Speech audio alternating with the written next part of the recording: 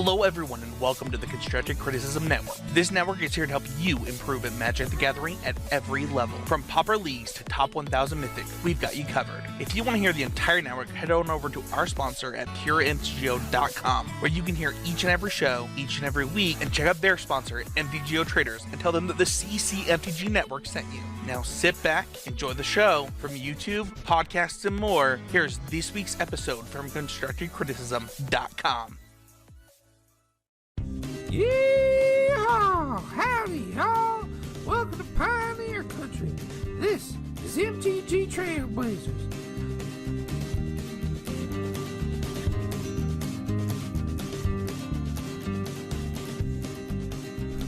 Hello, ladies and gentlemen, and welcome to this week's edition of MTG Trailblazers. My name is Kyle. I'm here with my partner, Tommy. How you doing? And we're here to talk to you all about the... My name is Kyle. I'm here with my partner, Tommy. How you doing? And we're here to talk to you all about the goings-on in the Pioneer and Historic formats in Magic. My week started out really well, so... not to bury the lead or anything, but we had a Scg Championship Qualifier on Monday, which was Labor Day, and I took Sultai ramp or mid-range or whatever you want to call it to a 6-1 finish, which got me into top 8. Unfortunately, I lost in the quarters, but still not a bad showing. It was, I think it's our first big major historic event since the banning of what was it, like Teferi and Wilderness Wreck and all that. Oh yeah, you know, when we just had 3 combo decks and a weird Kessis, Wilderness Wreck, Inverter, and Mono White. Oh, well, that's Pioneer. I'm talking about historic here. Oh, yes. Yes. But yeah, those did get thrown out the window too. Mine is Inverter. Yeah. But yeah, so that deck felt really well. That's moving into this coming up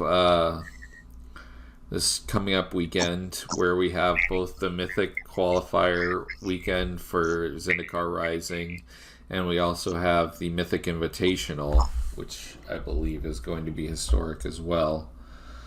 Both formats are going to be historic. So today we're going to be talking a bunch about historic. And maybe a little bit of Zendikar Rising at the end of here. But I wanted to talk about metagame from what it looks like going into the Mythic Invitational. So they posted the Metagame Breakdown, and while it is split up into 2 things, I think there is a significant I don't feel there's a significant difference between Mono Red Goblins and Rakdos Goblins, which takes up 33.8% of the format going into the Mythic Invitational. That's huge, I find. Was Muxus a mistake? I don't know. How do you feel, Tommy? I feel like it's less of Mux. Like, looking at all of these cards, like, at face value, none of them, like, scream out to be, like, amazing. Like, you wouldn't be like, that's busted. I mean, sure, Goblin Channeler is, like, kind of the exception. But the problem is the fact that Muxus is normally just a janky because of how the deck can be constructed. You can turbo out Muxus and just have those explosive plays.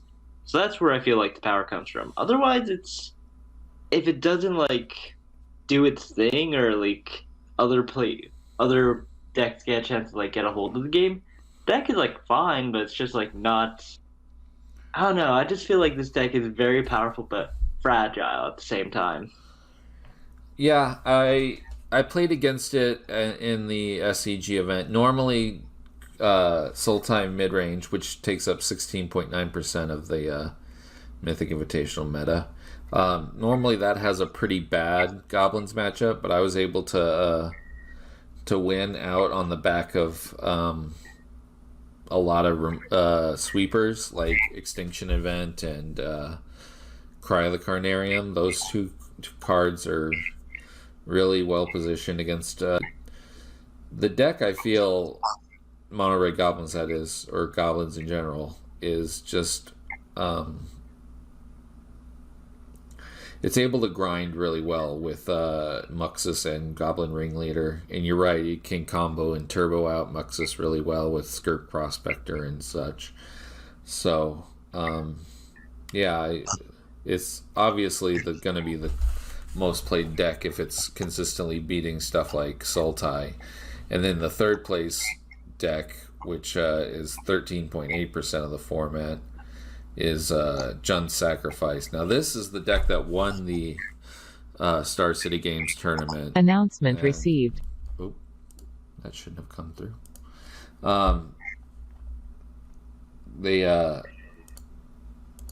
I lost my train of thought because that interrupted me. That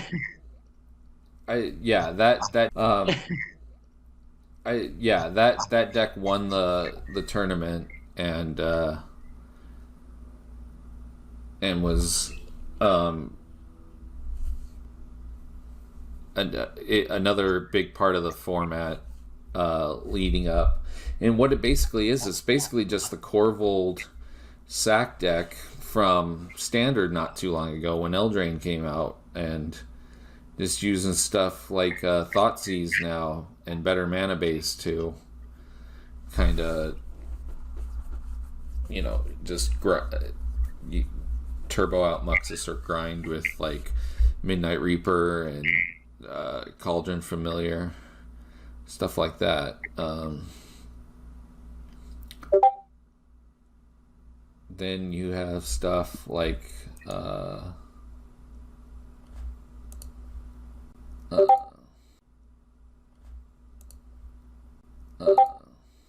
is that you beeping or is that me beeping? That'd be me, sorry. That's Let me stop that chat. It's all good. Then you got stuff like Mono Black Gift coming up in the format. Rakdos Arcanist you were talking about before we went on the show. That these two utilize the graveyard really well, which causes people to play stuff like Grafdigger's Cage and Leyline of the Void in all their decks. Those two decks are contenders as well. I feel like the format itself is really wide open right now and really well positioned in order to be good. I don't know the problem yet. It doesn't seem like it is. It's not dominating, but it's just a high percentage of the field. So much so that you always have to have a plan for it. Much like when Splinter Twin was in the format, it wasn't the highest winning rate, but you always had to have a plan for it no matter what. So, Oh, definitely. Not to reiterate, I believe this deck is definitely strong, but there are things you can do to counteract it. And as you said, even though it's incredibly dominating, which is a good thing, that there should be checks and balances. And thankfully, maybe you had a really good run with Sultai midrange, or maybe you just had the right synergies to help counteract it. And my hope is when we see the Mythic Invitational, we get a chance to better see how people prepared for this specific deck, and will that cause people to shift to those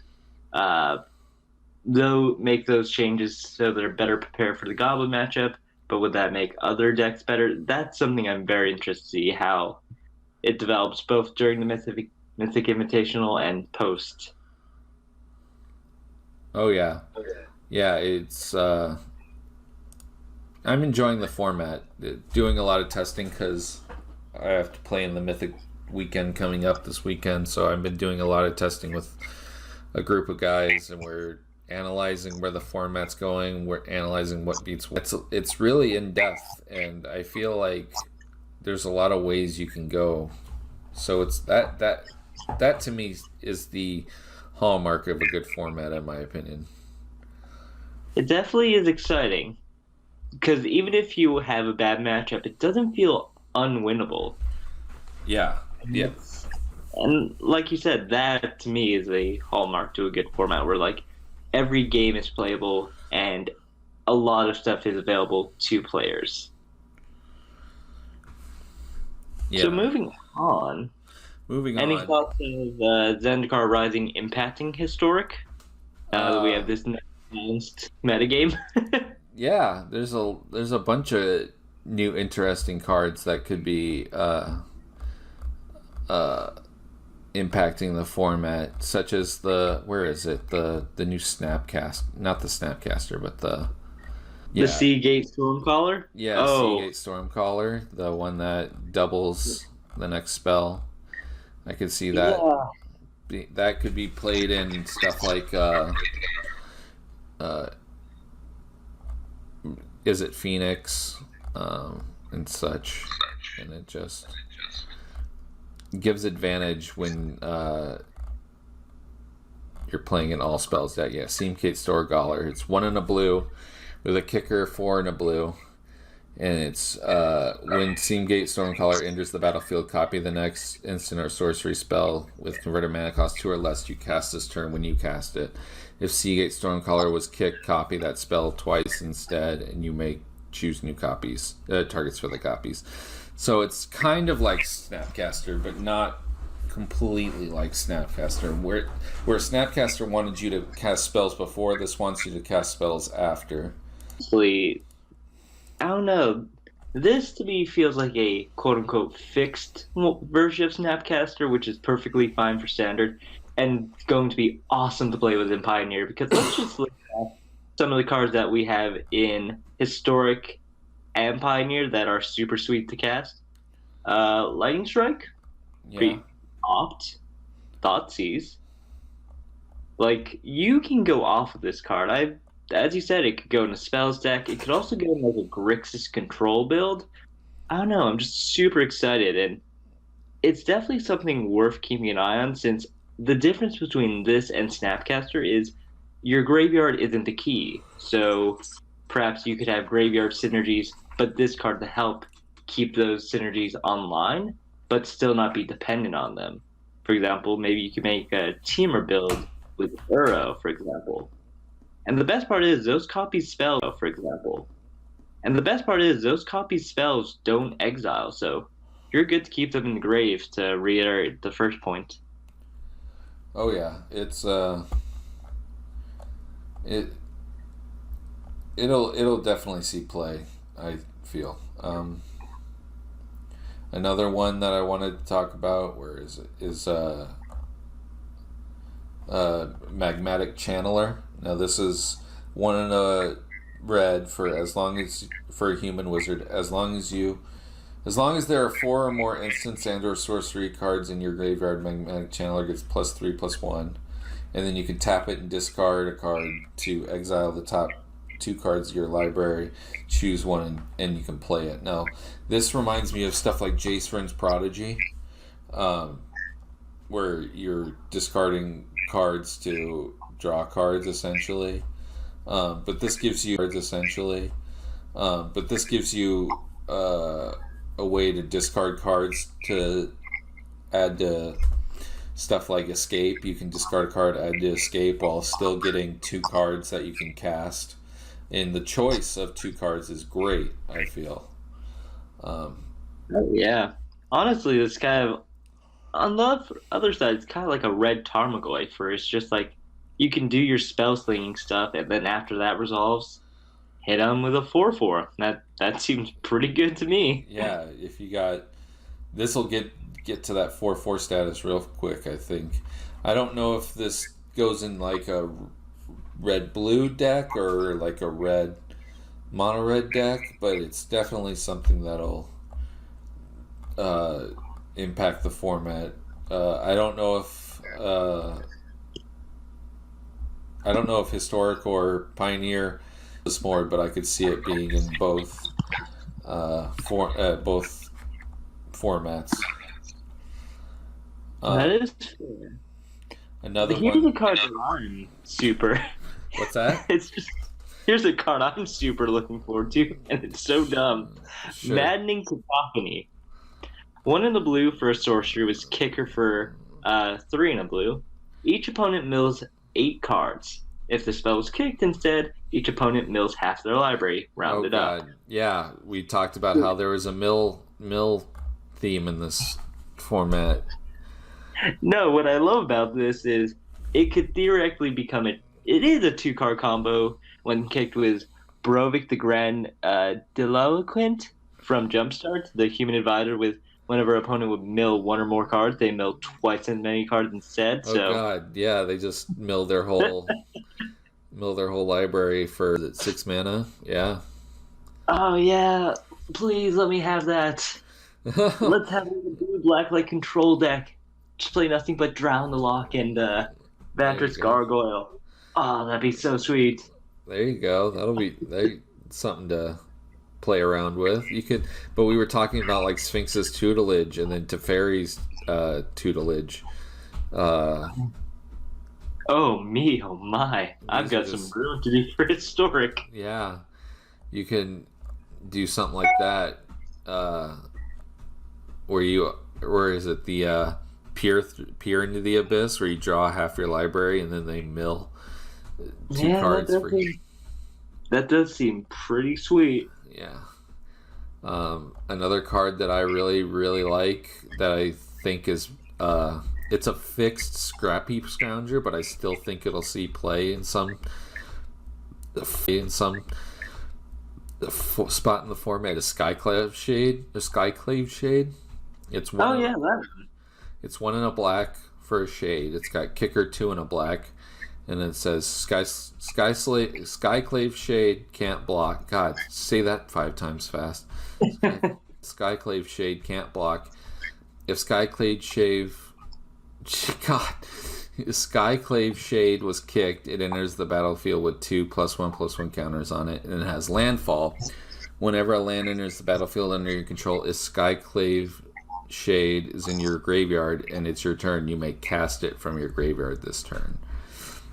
So, and it's a 3/1. Well, you compared it to a Scrap Heap Scrounger. I think it more of a fixed Bloodghast. Yeah, it's like a combination. It's a bit of both, isn't it? But you can. The thing is, you can cast this for its kicker out of a 5/3. Out of your graveyard that can trigger stuff like Prized Amalgam and such. And it's great with Uro in that.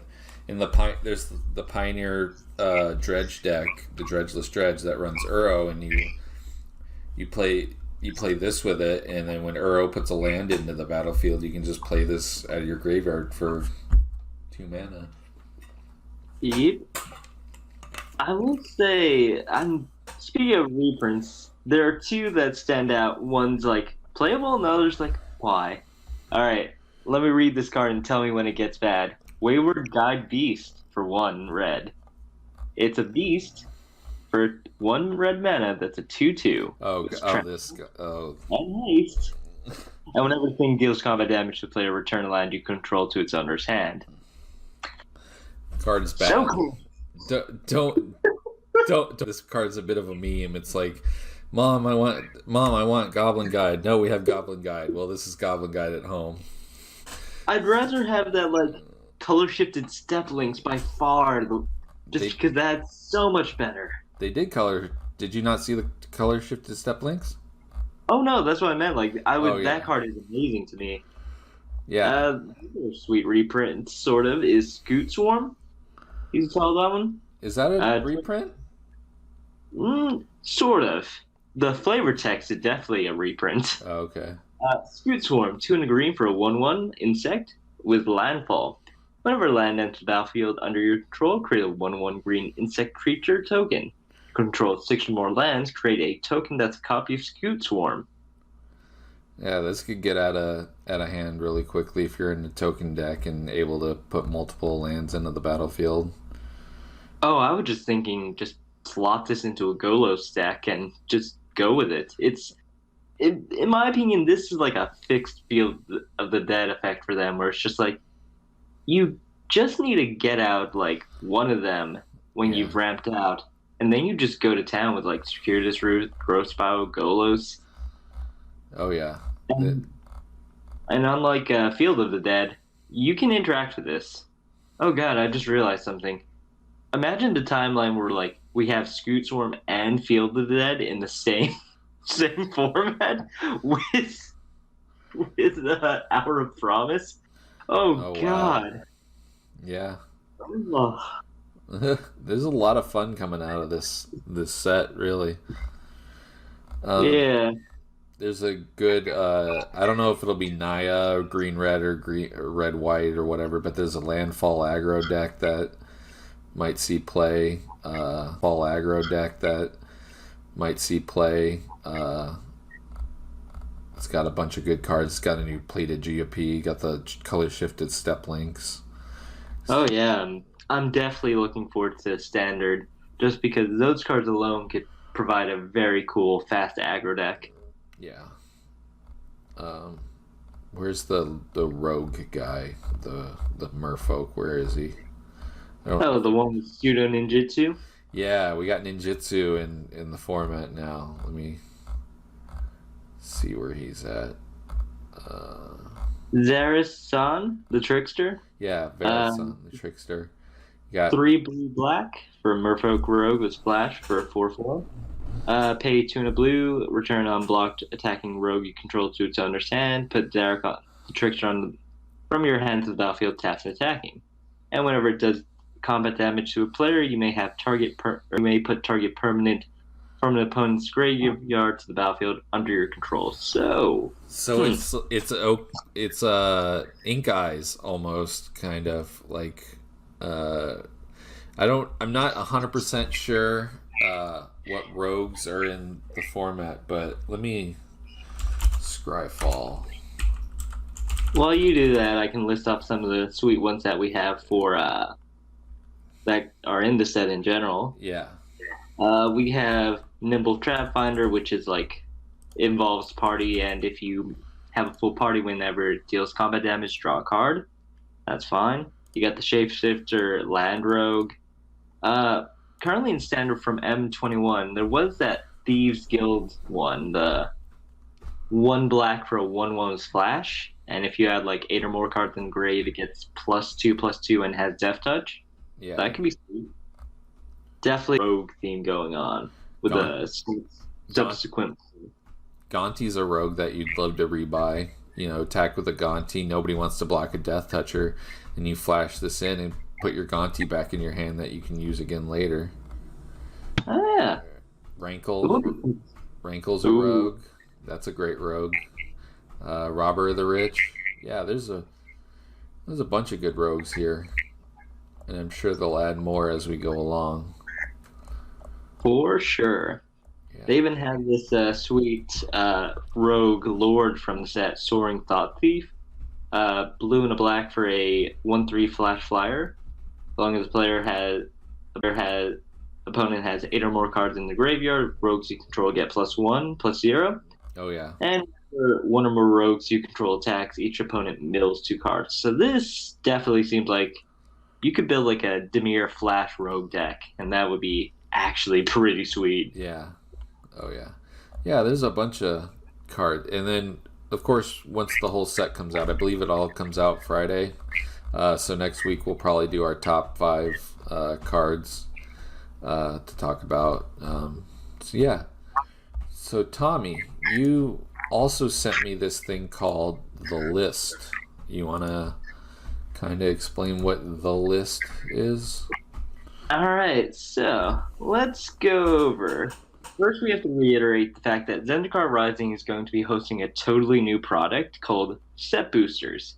Unlike a draft booster, these cost $1 more and only have 12 cards, is more on getting like cool or powerful cards. 12 slots. We have 1 art card, 1 land card, a group of 6 connected commons or uncommons, but unlike a regular booster, which you can get 3 uncommons and the rest commons, there's a chance that you could just get straight up 6 uncommon cards. So there's variance between that. Now towards the middle we have some head turners where you get 1 common or uncommon card with the showcase treatment. Think of like Throne of Eldraine's showcases or the Korea showcases, or in this case the land fall showcases, with the following 2 slots being a wild card, which can be anything from a common to a mythic rare.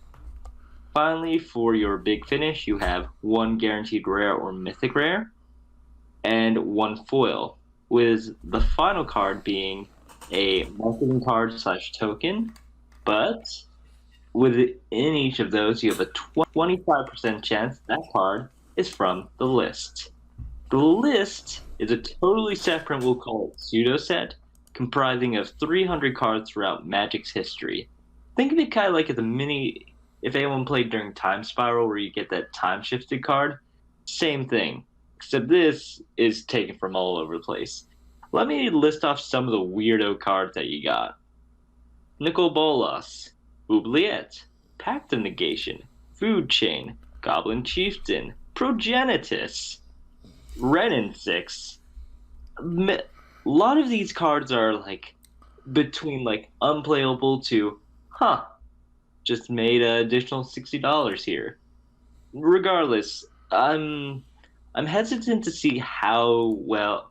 I doubt this will impact the secondary market too much, but it's definitely cool that you could just open the set booster and just get Ulamog? No, not Ulamog. Emrakul. Or Inventor's Fair. Just a lot of sweet cards. What do you think of this? Yeah, I think it's a lot like when MTG did the original Zendikar set. They did the Hidden Treasures. While not as good as finding like a Black Lotus, yeah, in your booster pack, but still, it's a value way to get people to buy your product, and that's essentially what Magic and Wizards is all about right now.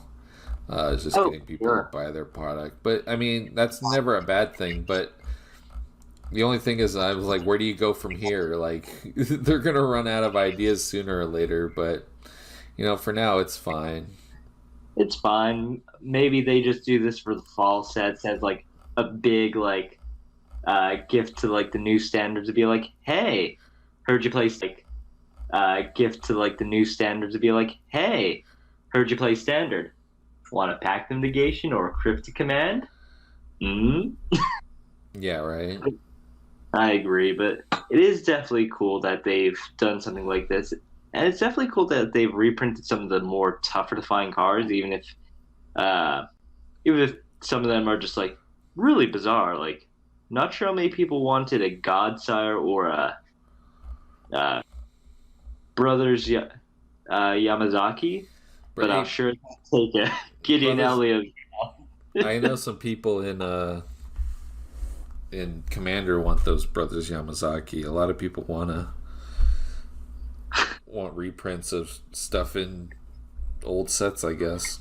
But I guess, look, this is a product for a specific crowd, and they're going to be super happy. Yeah. Not entirely sure. More power to them. All right, yes. I think that's about it for this week then. So I will say, there's one card that I've been taking a look at and has had a 94% increase in price, going up to $55. Oh yeah? Any guess of what that weirdo card is? No. Abaro, Palace in the Clouds, from Kamigawa. Literally, before spoiler season, it was around $20. Now, it's $55.99. Guess someone's brewing a landfall deck. Oh, wait. No. I just realized. We talked about this card last week. I don't know if you remember, but Confounding Conundrum. Maybe there's something you could do with that. I don't know. But what would cause the card to jump up almost 100%? I don't know. Maybe speculating. I'm so nervous. Because I know for a fact there are people way smarter than me at this game, and they're just reading the angles on the wall, and I'm just going, what? No. But yeah. Aside from the fact that you did really well on the qualifier and now qualified for the Star Sea Games tour, was it? Yeah. What are your plans? So this weekend I'm gonna be playing in the invitational weekend, whatever qualifier for Zendikar Rising. Just doing a lot of testing for that. What about you? For me, I've been slowly buying and building a bunch of new Pioneer decks, including one that I think can help stop Team Rex reemergence in the Pioneer format. If anyone remembers playing Standard a year ago, the Mono Blue Tempo piloted by Autumn Burchett was super great at stomping out control decks. And since then, I feel like this deck has just gone into a lot of new tools, and it's definitely one that is sure a fringe deck, but a fringe deck that can really topple a bunch of decks. What deck is that? Mono Blue Tempo. Oh yeah, people are playing that in Pioneer and Historic now. Yeah. Just because like the counter spells with Curious Obsession is super sweet. Not to mention you have like resilient one drops like Spectral Sailor and Siren Storm Tamer. And the best part that we didn't have when this deck was in Standard is more reliability through the castle cycle in the form of Castle Vantress, which has been an excellent addition to the deck. Yeah. Nice. So, look forward to hearing your progress with that. Mm-hmm. Looking forward to hopefully getting some good wins. I love this deck. Yeah. My friend really liked that deck when it was in Standard, so I have seen it do some pretty nutty stuff. Gotta play these mismatched basics. All right, so moving on. Where can our listeners find you, Tommy? Jammersol. Okay, and you guys can find me on anywhere that there's social media at Disposal Hero. Yeah, and I think that's it for this week. Any last words? Nope, just have fun with the new set. It looks awesome. Yeah, definitely. And we will see you guys next week. Bye. Later.